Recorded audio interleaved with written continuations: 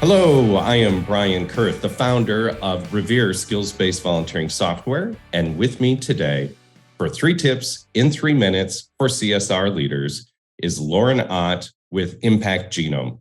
Lauren, welcome on board today. Thanks, Brian. Excited to be here. Tell us a little bit about Impact Genome.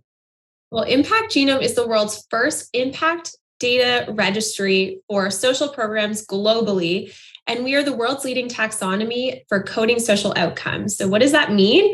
Well, when you're answering these big, hairy questions of what's the impact of my investment that I'm making? Am I making the right investments? And how do I improve my ROI? We help you make that possible by reporting into our registry and being able to communicate back all of the impact that's happening. Awesome. Well, thanks for that intro.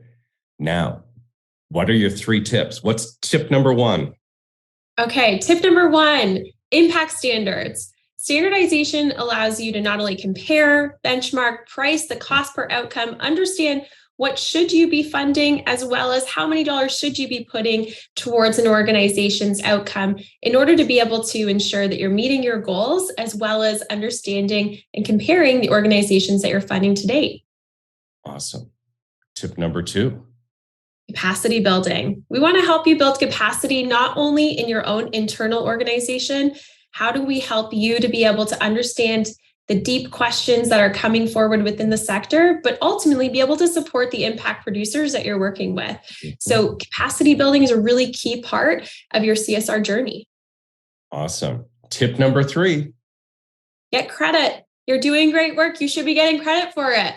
So if you are making an impact, we want to help you understand, go beyond those output data points. No longer will it be appropriate to just simply communicate how many dollars you've given to how many organizations, to how many countries, how many hours you volunteered. We want to know more. We want to deepen that information, really understand what was the impact of those output numbers and how can we better understand ultimately what your entire portfolio is doing.